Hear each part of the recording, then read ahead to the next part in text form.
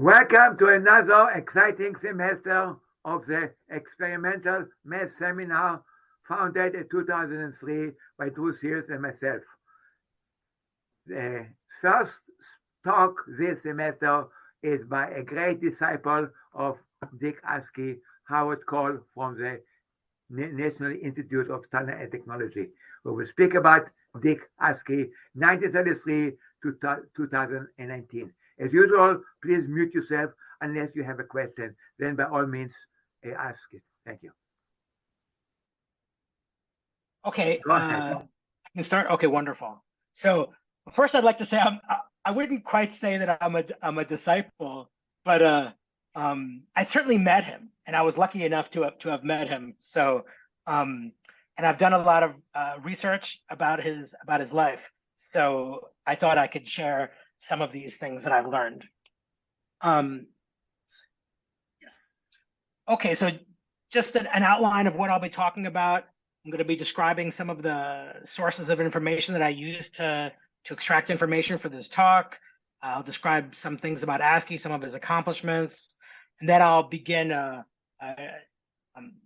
history of his early years, including his time at Washington University at St. Louis as an undergraduate, his time as a postgraduate at Harvard University, something about his experiences at Bell Labs, and then his PhD work at Princeton University, the time he spent at the University of Chicago, and then I'll summarize by discussing some of his life experiences at the University of Wisconsin-Madison, where he finally settled.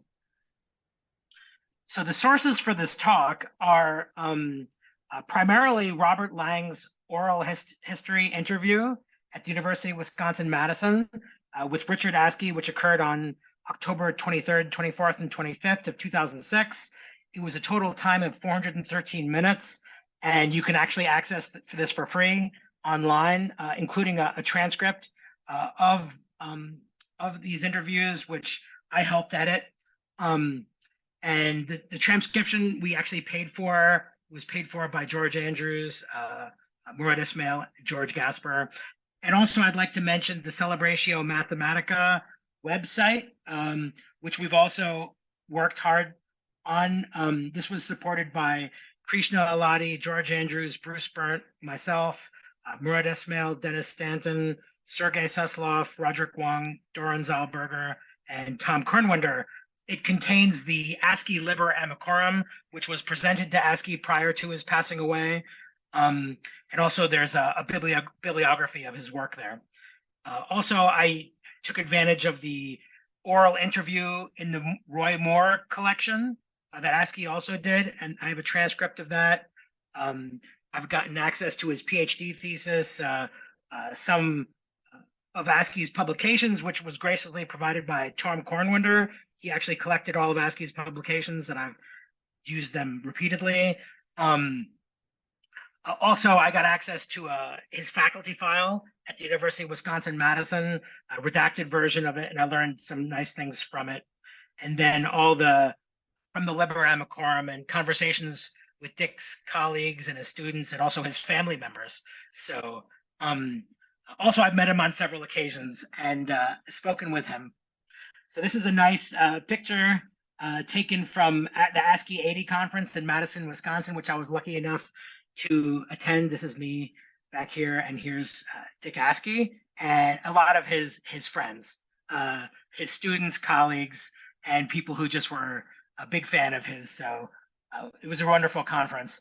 I'd also like to mention that one of the meetings that I attended that Askey was at, I asked him a question about Rachman's wonderful paper on the 9F8 linearization coefficients of Jacobi polynomials, and Askey told me, "Howard, read the paper."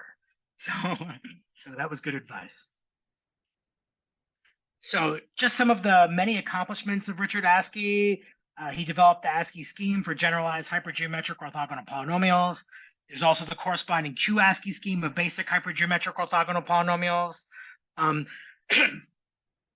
He introduced the Askey-Wilson polynomials, which are at the very top of the Askey scheme.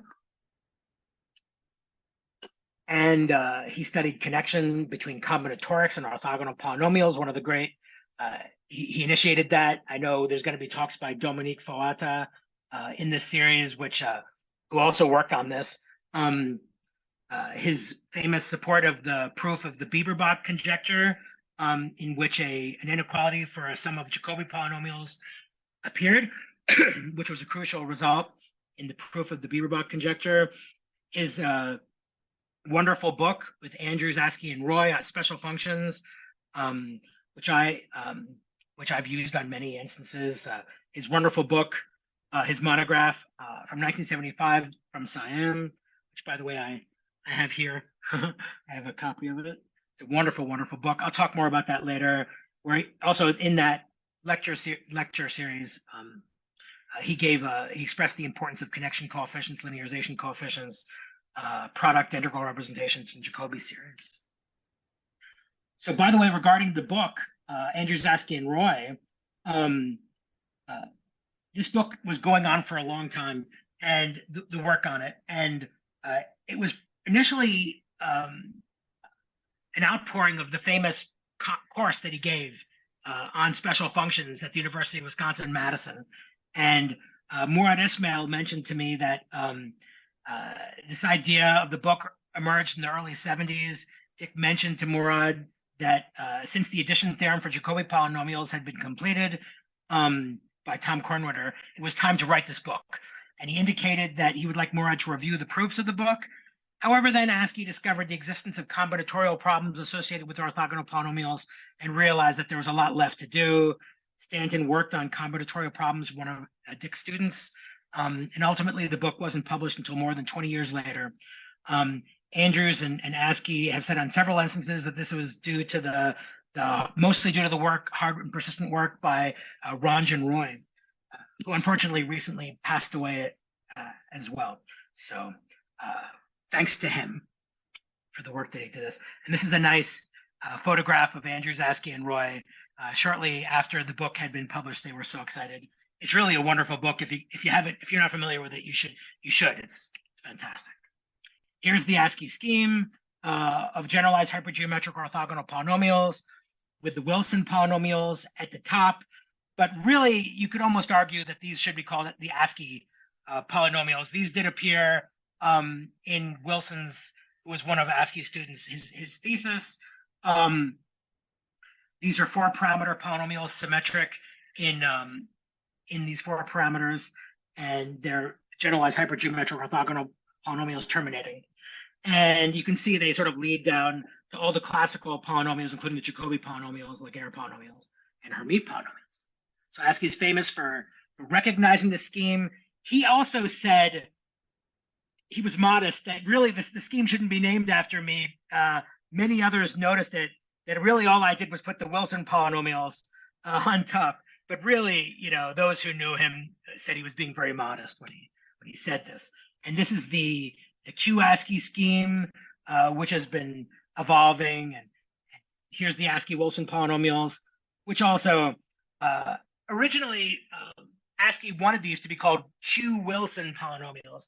But Murad Ismail and others fought, and Mizan Rahman, that really these should be called Askey-Wilson polynomials because it was due to the hard work, and it was really Askey's inspiration and hard work that really led to these polynomials, their discovery, their orthogonality relation, and so forth. So that's one thing Murad is very proud of, that these polynomials are now referred to as Askey-Wilson polynomials. Yes. Something else that Askey has done is he added Segu's collected works. And I could give a quote from the Liber Amicorum that Barry Simon mentioned. On behalf of the mathematical community, I should like to thank you for all your efforts in putting together Segu's complete works. Your additions turned what might have been a dry compendium into lively reading and made the documents much more valuable. It was clearly a labor of love for you, but also immensely valuable to those of us who shared interest with Segu. For those of you who are not familiar, Segu has an amazing book on orthogonal polynomials and worked on orthogonal polynomials and learned some of the most important properties. And By the way, Segu spent time at the university, at Washington University in St. Louis, and also was also at Stanford University and initiated the strong math department at Stanford. He also loved the history of mathematics. He helped edit the book, The Century of Mathematics in America, and is also famous for much of the work he did on mathematics education, which he spent the latter part of his career working on. And of course, he's also famous for knowing the literature, the classical literature, the works of the greats such as Euler and Gauss and others. You could always go to him if you really wanted to know something about the history of mathematics. I'm sorry, and that's right. And he really appreciated the deep insights of these classic mathematicians. Also, I'd like to apologize for the important topics that will most not likely be covered in this talk. Some aspects of Askey's view on mathematics, the history of mathematics, positivity, and grids. Also, I'm not going to be able to discuss at length Askey's strong collaboration with George Andrews and Andrews' discovery of the Ramanujan lost notebooks, Askey's visits to India with Andrews, Burnt, and Aladi in connection with the Ramanujan and the story of the Ramanujan bust and Ramanujan's wife, recollections about the proof of the Bieberbach conjecture, Askey's story about the AAAA paper, personal reminiscences about Dick's students, postdocs, colleagues, and collaborators, you know who you are, and various conferences that Dick attended and lectured at.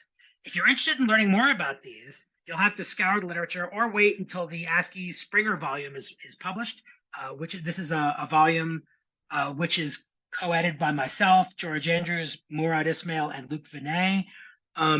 It will contain a collection of historical vignettes, remembrances, and research papers with strong connections to Richard Askey.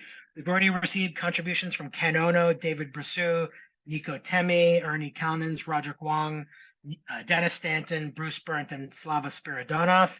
We also expect to receive contributions from myself, Paul Levi, Charles Dunkel, Michael Schlosser, Jacob Christensen, Hjalmar Rosengren, Luc Vinay, Murad Ismail, Wadim Zudlin, Ole Warner, Donald Richards, and Hung Si Woo. And the tentative deadline for submission is December 31st of this year. So, by the way, my contribution is that I'll be trying to write a biography of Richard Askey, and a lot of this talk that I'm giving now is, the research that has gone into trying to write that biography. Probably somebody else could have written the biography better than I did, but various people we contacted did not agree to do that. So I stepped up and I've been trying to do my best to fill in details. Okay, finally now, 13 minutes into my talk, I'll talk about the history of Richard Askey. So Dick Askey was born in St. Louis, Missouri on June 5th, 1933. His father had a Bachelor of Science in Business Administration. His mother had 1 year of college, and his mother had mathematical abilities. He was encouraged to learn in school and was told that grades are not important by his mother, and it was what he learned that was important. The only thing that was ever said was his father was a little concerned about where he was going to make a living, but Askey was never worried about that. His parents moved to Baltimore after his 8th grade, and Askey graduated from Baltimore City College, which is a high school. Dick said he was always good at math. When he was about 3 and still sitting in a high chair, he called his mother and asked her if she could bring me the calendar because he'd finished the clock. He was doing a follow the dot puzzle, and he didn't know the numbers yet, but he knew the numbers came in a sequence and that they were in clocks and calendars. So when he was in Garfield Elementary School, he remembers walking down the hall and seeing 5th or 6th grade class. He was probably in 3rd grade, and he saw something on the board and didn't understand it at all. It was a square root sign. And he asked the teacher about that, and she showed him how to take square roots. And then in reading a 1-volume encyclopedia at home, he learned how to take cube roots. based on the algorithm using the binomial expansion. This is a picture of Askey when he was young. I say dreaming about a sequence of numbers on a clock. In high school, he learned about the binomial theorem and figured out how it all worked. He said he's gone back and read school math textbooks, and there used to be beautiful explanations of why the square root algorithm works and the cube root algorithm works in textbooks from about 1870 through 1905 or 1910. He said, and then these good discussions disappeared from textbooks. In 8th grade, they finished his 8th grade arithmetic program with about 6 weeks to go. And the teacher said, well, what I'm going to do is I'm going to teach you algebra. Now, you don't have to learn it, but you'll have to be quiet. And you can do your work for other classes. You can bring a book to read. But anybody who wants to learn algebra, I'm going to teach you some algebra. So then he went through a lot of algebra in 8th grade.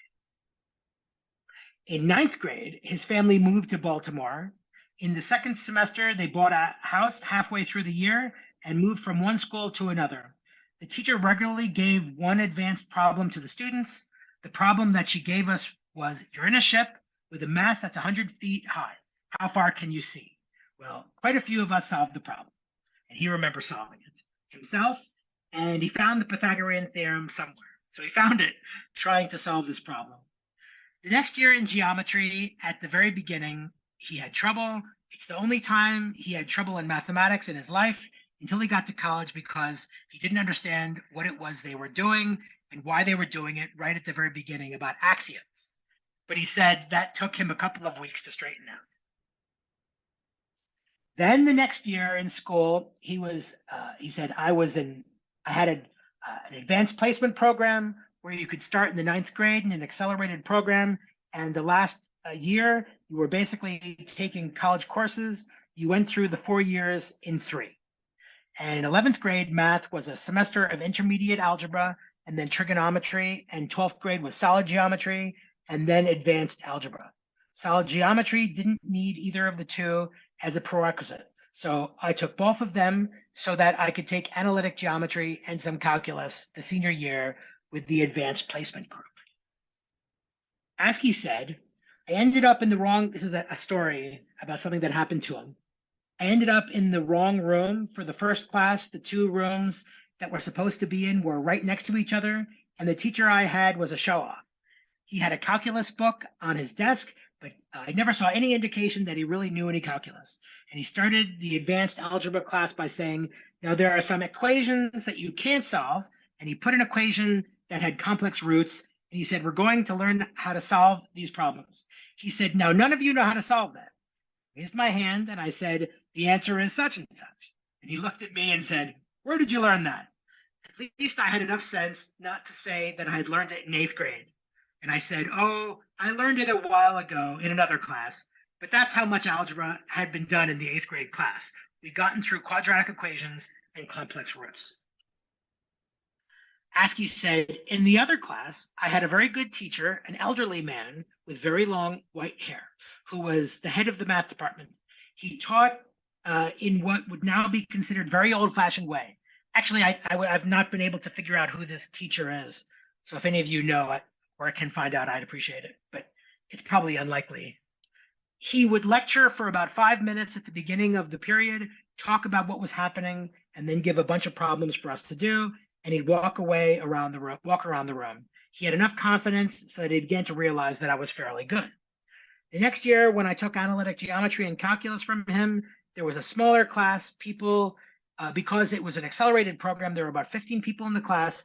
What he did was he split the class. He took about 10 of the students, and I took 5, so that he did it the same way. He would lecture for a little while, have problems, but when the students had problems on the homework problems, the class problems, a few of them around me would come and ask me rather than him. He told my parents that he had never taught me anything, which isn't true. He didn't teach me a number of things. He probably didn't teach me any mathematics that I didn't know, because I had by that time started to work ahead on my own. But he taught me something about it and teach and how to work with students. So he taught him a little bit about how to teach. I started tutoring students probably in about 8th grade, just in class answering questions. When I was in high school, the Honor Society set up a tutoring program before school. I was probably the instigator of it because I had been doing tutoring, just informal tutoring before, and I thought that that was one of the responsibilities that better students had, was to be able to help other students. That was very valuable in terms of learning how to teach and how to work with students, plus that 11th grade trigonometry tutoring.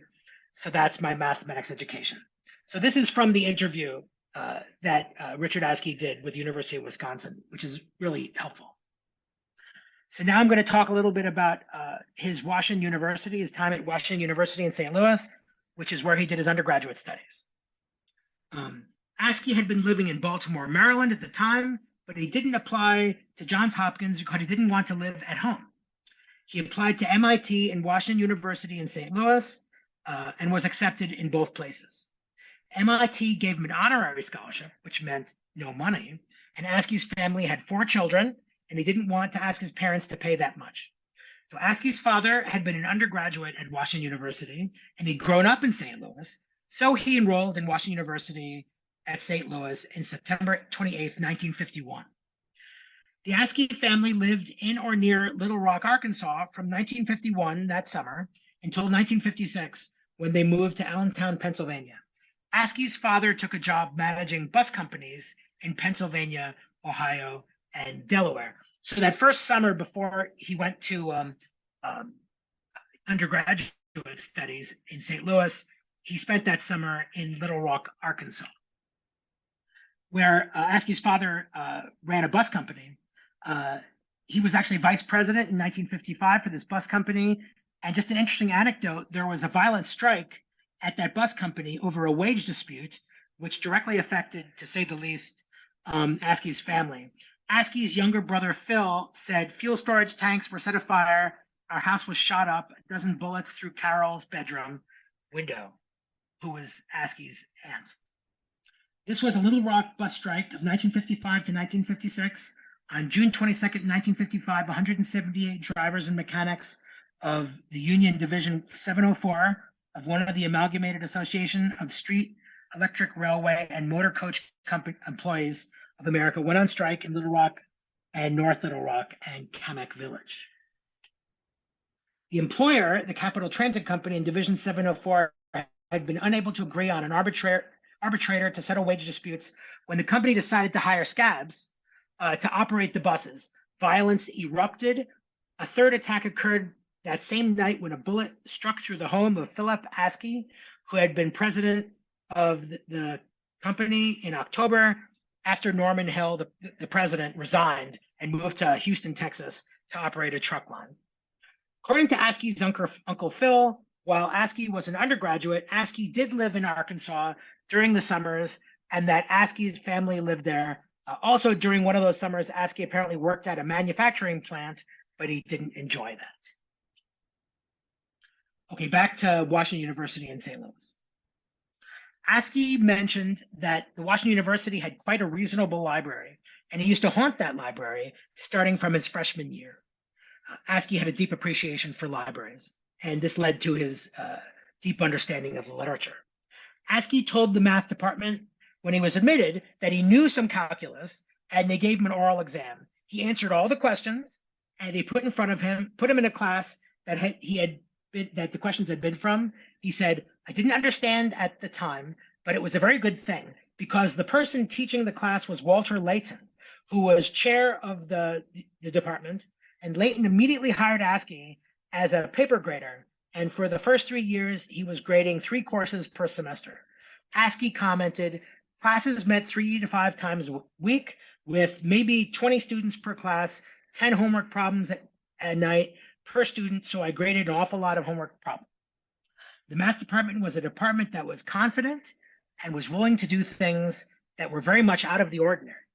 This reflected nicely on Askey. This is, by the way, Walter Layton, who was a great mathematician by himself. He was chairman at the Washington University in St. Louis, but just for a few years, and then he moved to University of Missouri-Columbia, where he had he was an analyst, a strong career with over 77 papers, research papers. He was a PhD student at Harvard University under Marston Morse. So at Washington University in St. Louis, Askey took electricity and magnetism, physics, atomic physics, astronomy, and skipped out advanced calculus. Instead, took complex variables, real analysis, modern algebra out of Birkhoff and MacLean, and topology. Askey also set in on a course on the theory of equations that Frank Heimo gave when he was a freshman. Askey said, "That was the last time they taught the theory of equations. Can't say I learned very much. You don't actually learn much by sitting in on something. You learn mathematics by actually doing it." Askey didn't care if he got bad grades. He really didn't. He said that his mother had told him that grades weren't important. What was important was what you learned. He emphasized that if he knew the material, he didn't care what kind of grade he got. And this is Deborah and Frank Heimo, who were both at Washington University at one point, but were both members of the Princeton Institute for Advanced Study. So he overlapped with a lot of great mathematicians there. They both also got their PhDs at Harvard. Askey tells a story where a professor who taught honors calculus said in regard to Askey, "I never had a student that deserved an A more, and he'd never been happier to give a student a B. What's important is not what your potential is, but what you actually do. I clearly know all the material, or I knew all the material, but I was sloppy. He wasn't going to give me an A. He was going to give me a lesson, a valuable lesson, and I used that as an illustration to students when they would complain about grades further." Askey should have been how to study mathematics before in his life. It had always just come to him. Askey said, "Learning mathematics can be hard, and I was still learning how to learn mathematics." Askey did not care about his grades, not in the least, and he had some very bad grades, but that did not affect Askey's career whatsoever, and he became a star, right? As we all know. He got admitted to some amazing schools, and it was purely based on letters of recommendation. People who commented about how amazing he was, and at this time, that was enough. He got into some great schools. So how did he get these letters of recommendation? Askey dropped back and took advanced calculus during his junior year. Isidor Hirschman was teaching that course, and Askey was the paper grader. Hirschman must have recognized Askey's talent. Hirschman had gotten a PhD at Harvard as well, and Askey started in the middle of his junior year reading some things with Hirschman. Apparently, the first thing he read was David Witter's book, who was at Harvard at the time, on Laplace transform. He says he didn't do enough problems, so he didn't really get it down cold. And when Hirschman and Witter were writing a book, Hirschman gave Askey the manuscript of the book called The Convolution Transform, which he read. David Witter, who was in the old-fashioned department at Harvard University, was sort of an old-fashioned mathematician. Askey graduated from Washington University in St. Louis with a Bachelor of Arts degree on June 8, 1955. So this is Isidor Hirschman, who got his PhD at Harvard, and David Witter, who was a professor at Harvard, who Hirschman studied underneath. And so they were also strong collaborators.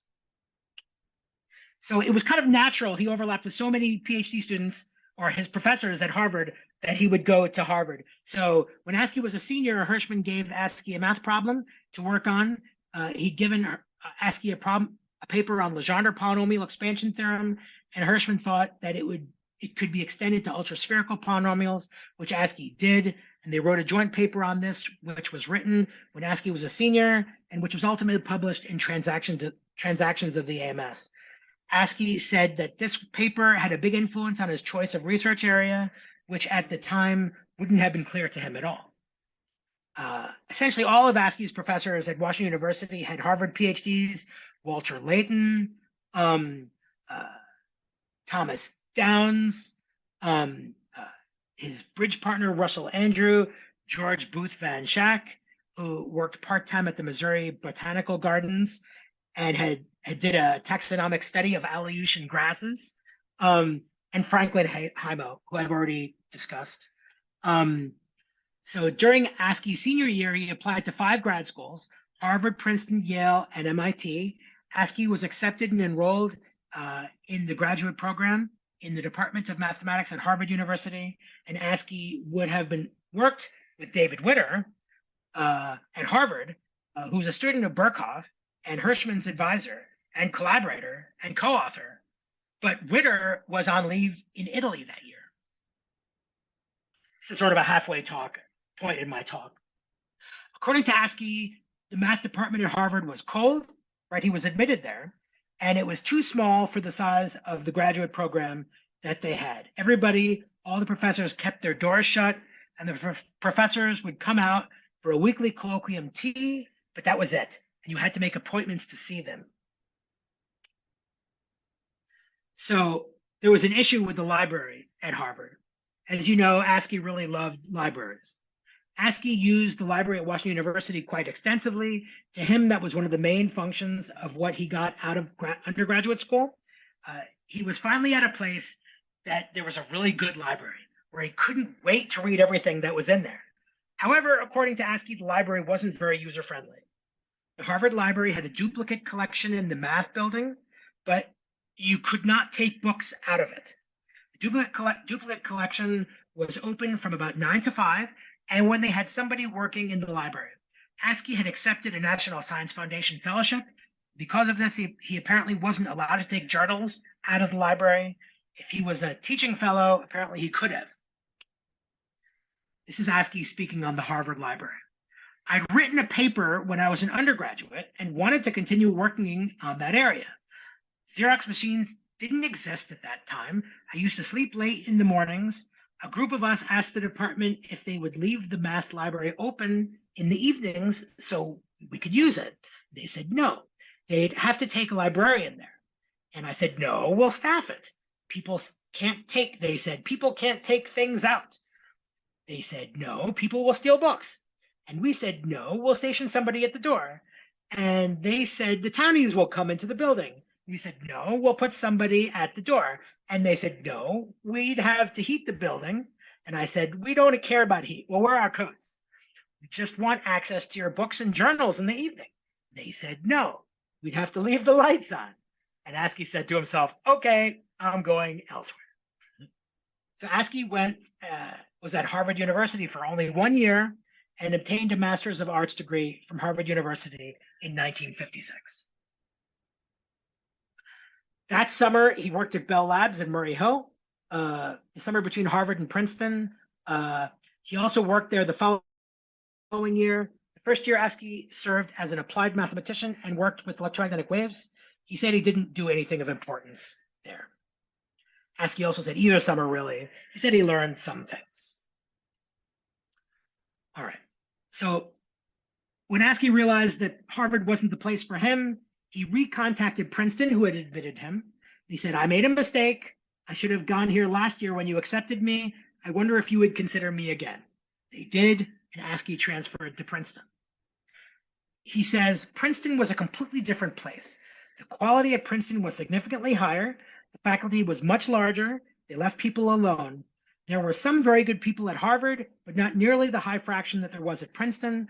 At Harvard, I knew more mathematics than 50% of the graduate students I knew in every area of mathematics. At Princeton, there wasn't a single grad student that I dominated in every area of mathematics. There were people like Barry Mazur, who's still alive, who started grad school when I went to Princeton, who was 18 at the time. At Princeton, grad students had keys to the library building, and the library itself didn't have a lock on the door. Askey said you had a key to the building, so you could use the library at any time you wanted.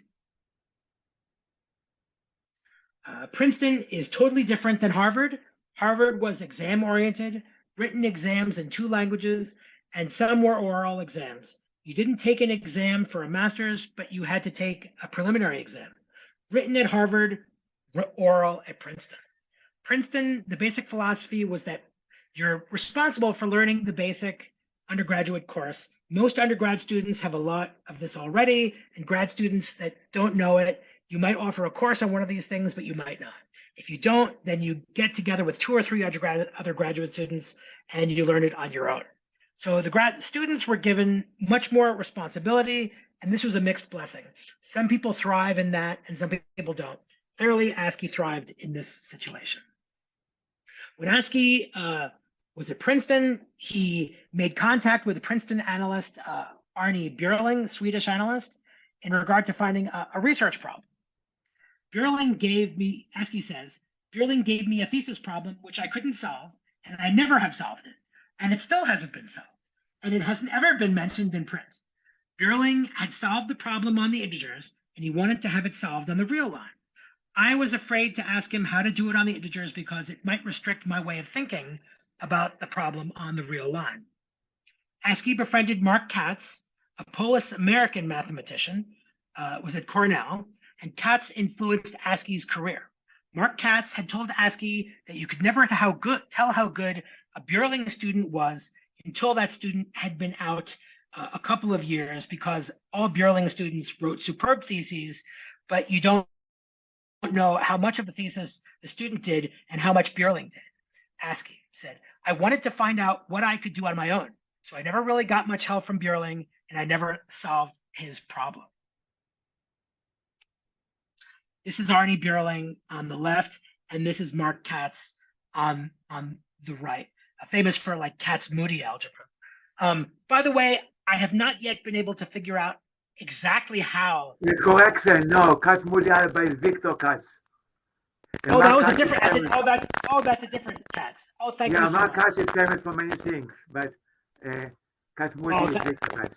Oh, thank you for that information. Sure. But I still don't know how he met Mark Katz, and I'd love to know more about that if anybody knows that. Okay, so in his second year at Princeton, Askey came up with an idea for a thesis topic and went back to Princeton that summer and talked to Galician, born Princeton analyst and differential geometer Solomon Bachner. By the way, Galician means it's part of Austrian Poland. He would have been the natural person for me to work with, Askey says, if he hadn't gotten tied up with Björling. One of the reasons that I decided to go to Princeton was the people there were doing probability theory, such as William Feller. I was afraid that if I just did an analysis without some motivation from somewhere else, I would end up being sterile. And so I wanted to see if I could use probability theory as a place to get intuition. Then I got to Princeton, and Solomon Bachner said that it had took him 10 years of studying probability theory before he got enough intuition, before it helped him in his analysis. And then he heard these marvelous lectures of Björling that didn't have any motivation from anywhere else at all. It was just pure analysis. So I said, the heck to that. This is Solomon Bachner. So in regard to Bachner and Askey's chosen research project, Askey said, every time I would see him, I would have to start from the very beginning because it wasn't that close to his main area of interest. He had some interest in it, and he knew some things about it. The summer before passing my oral, I'd been back in Princeton telling Bachner what I was doing, and he did something that was perfect for me. He didn't give me a problem to work on, but what he did do was give me 2 problems to work on afterwards that were significantly harder than what I'd done before. And you can't ask more from a thesis advisor than that. Good problems to work on after you get out. So this can deepen you. Years later, and I think this was at a conference called Problems in Analysis, a symposium in honor of Solomon Bachner that was held in 1969, Askey said, when I gave some lectures in the introduction, I thanked Bachner for being an ideal thesis supervisor. He left me alone to write a thesis. You need something that's going to push you further. And they were both very nice problems, and they both eventually got solved. So he actually solved them. Askey was at Princeton for 2 years, and then he married Liz Askey, and he felt that he needed job support to support his wife. Askey said, it's a good thing because my first child was born in the year after we got married, so I took a job as instructor at Washington University for 3 years before I finished my degree, came up with a problem on my own.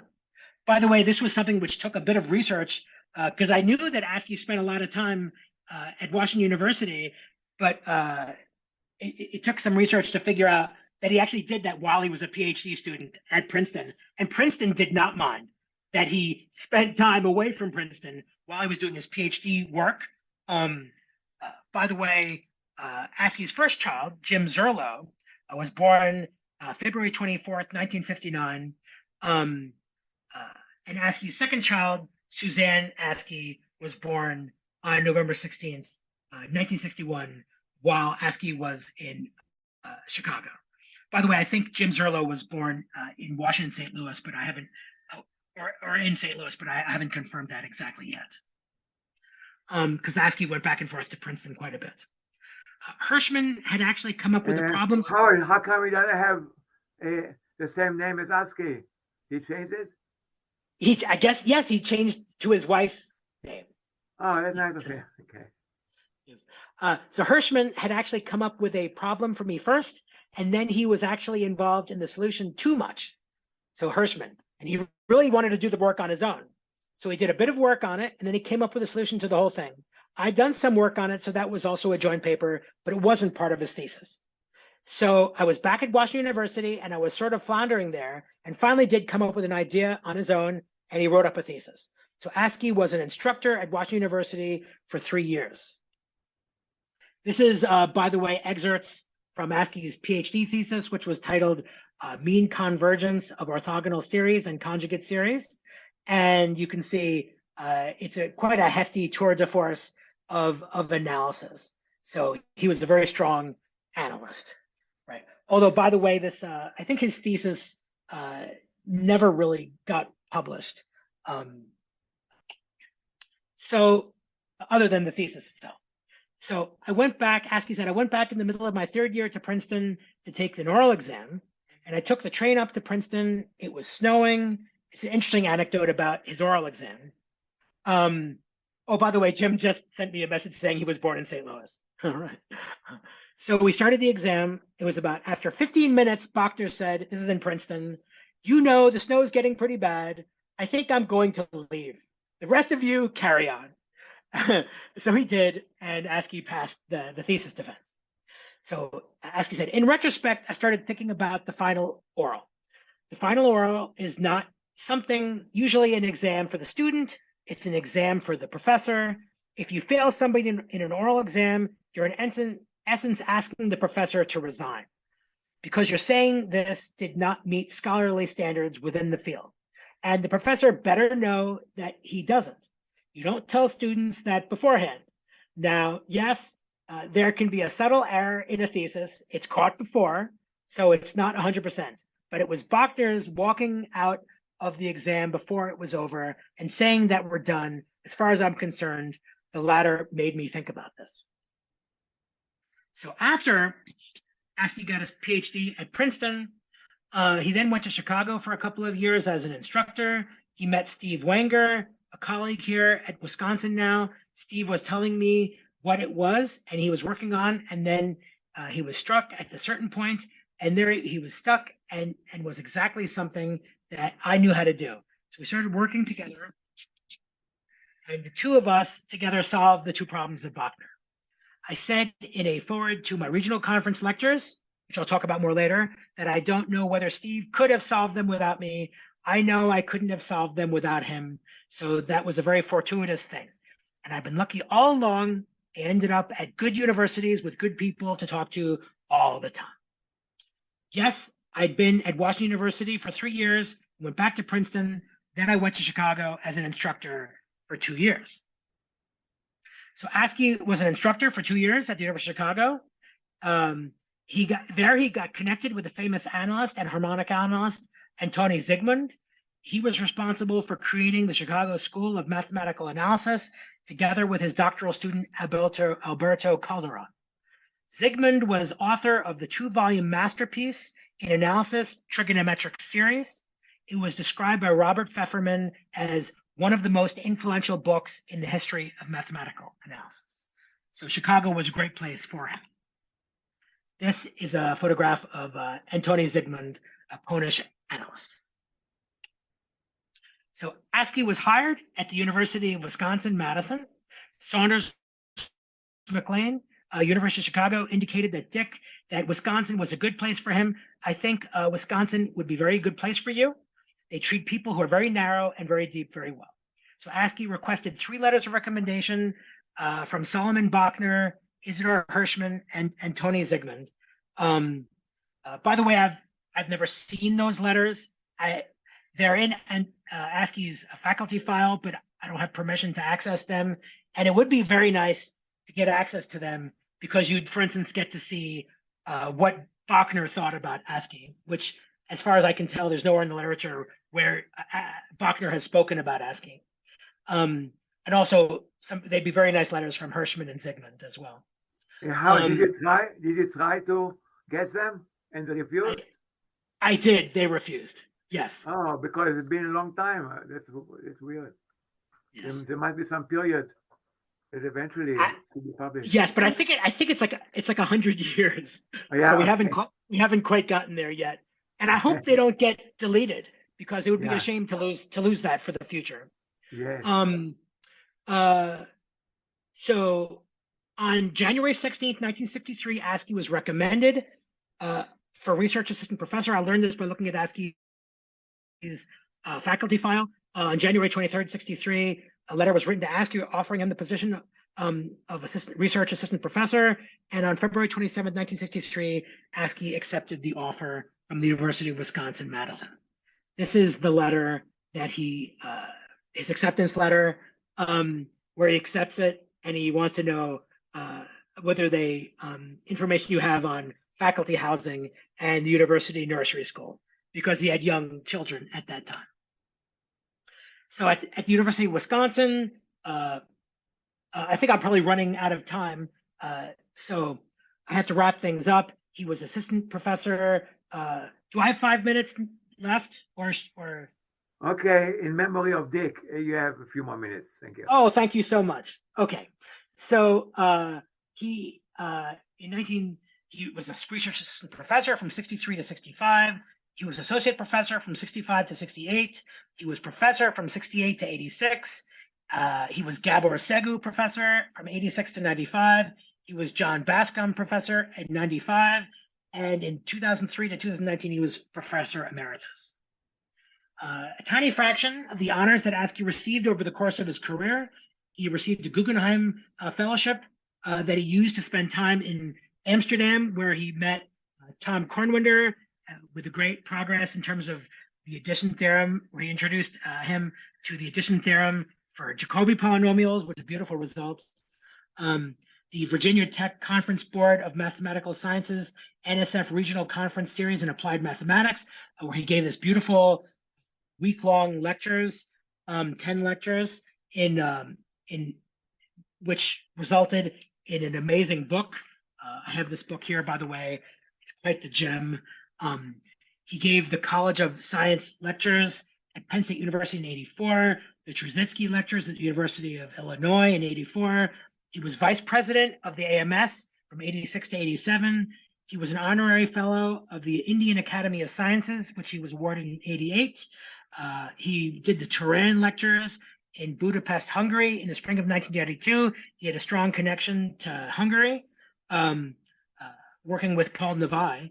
And he was elected fellow of the American Academy of Arts and Sciences in 1993, and finally fellow of the American Association for the Advancement of Science in 1996, quite the prestigious honor.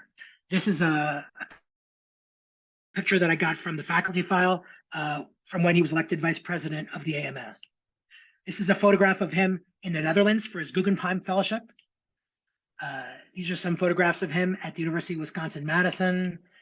This is a photograph of him with Bruce Berndt, Liz Askey, Aladi Ramakrishnan, who was a Nobel laureate, George Andrews, Krishna Aladi, and here's Dick. Here's a photograph of Steve Milne, David Brasou, Murad Ismail, and George Andrews. Dennis Stanton is behind Murad. Here's a nice photograph of Paul Navai, Dick Askey, Dick, and Tom Kornwinder at the Bar-le-Duc meeting, the first OPSFA meeting in 1984, celebrating Legendre, the birth of Legendre. Here's a nice photograph of Dick Askey and Dennis Stanton, who were, Dennis Stanton was Dick's perhaps favorite student. What a great mathematician Dennis Stanton is. Just a couple of things to finish up on. A couple of quotes of Dick's. Dick said, I've never worked on quote unquote big problems. The problems that I've worked on have led to other problems. And there have been times in my life when I didn't know what I was going to work on next. But in the course of my work, always something came up that would push me off in another direction. Also, my basic advice to students has always been that if you see how to do a problem, don't bother to think about how to do it, just do it. If you have trouble with it, then start thinking. And if it turns out to end up with a surprising answer after having done it, and it looks like some sort of miracle has happened, something unexpected has happened, and things are nicer than you would have expected, then you ought to start thinking, what is it about this that makes it nice? Because there may be some structural reasons for that, and that's worth knowing. But even back then, if you don't know how to do the problem, you do it. And this is something which has really driven me in the course of my research. So it's a beautiful quote, I think. By the way, in regard to this lovely conference, I should probably mention this conference. This is some quotes from Charles Dunkel, who was one of the people who attended the conference from June 10th to 14th in 1974. It was the Regional Research Conference on Special Functions at Blacksburg, Virginia, at Virginia Tech. Moran Ismail has said about this conference, it was really important. It brought many people together and started some hugely important research problems and special functions by people who hadn't been working in that area. And Ismail continued by saying that Hirschman had gone to this meeting as well. And I know Dunkel was very happy to have met Hirschman at that meeting. But it was very clear at that meeting that Askey had gone much further than Hirschman ever did. So the principal speaker for this meeting was Richard Askey, and the participants of the meeting included several important people, Willard Miller, George Gasper, Murad Ismail, George Andrews. It was a fabulous event for young researchers and for younger people to network, Dunkel said. By the way, this is the title of the book and just the table of contents. Such a wonderful, wonderful book. It was pointed out quite recently that by Paul Martin at the Colorado School of Mines, that on page 9 of this book, it said, he quotes, part of the secret of success in studying and using special functions is to try and remember exactly what is necessary and nothing more. So I'm going to finish this talk by just saying to remember that sometimes mathematical meteors such as Dick Askey move through the atmosphere and pass us by. We just have to sit back and witness their passage and wonder and appreciate all the possibilities that are afforded to us by those rare events and deeply value their lives because they have impacted us so much. Thank you so much. Thank you so much for a great tribute. Please unmute yourself and thank Howard for a great tribute to Dick Askey. Thank you so much. Any questions to Howard? Okay. Please unmute yourself if you have questions. I will just make the comment that I was a graduate student at the University of Wisconsin starting in 1963 to 1968, and I earned my PhD degree there. And I never took a course with Richard Askey, but they had a ninth floor lounge, if you've ever been to the University of Wisconsin, where students, they very much had an open door policy in interacting with the faculty. And I had many interesting discussions with him over the years. And even though I had quibbles with his views about... Did you agree with him? Or you had disagreements? I had quibbles with him about mathematics education, but it was always... he always impressed me by quoting Shakespeare regularly. Yeah, it was very cultured, but it was very opinionated. So, by the way, I know And I have a that question in about the your spring book. in the book, yes, in the book, there's gonna be essays by Tom Cornwinder and George Andrews on the journal that we have written by Liz Askey, Askey's wife, and they spent time in Japan and India and Russia and of course India. And George is going to talk about or is going to write about the time that they spent in India and also the time in Japan. I know Dick was a strong lover of the arts, and we can learn more about that. You were going to ask about the book? No, the book I mean is the one that you plan to write, the biography. That's really nice. You're writing a full-length biography. Well, it's just an article. It'll just be an article. An article, a long article. Yeah.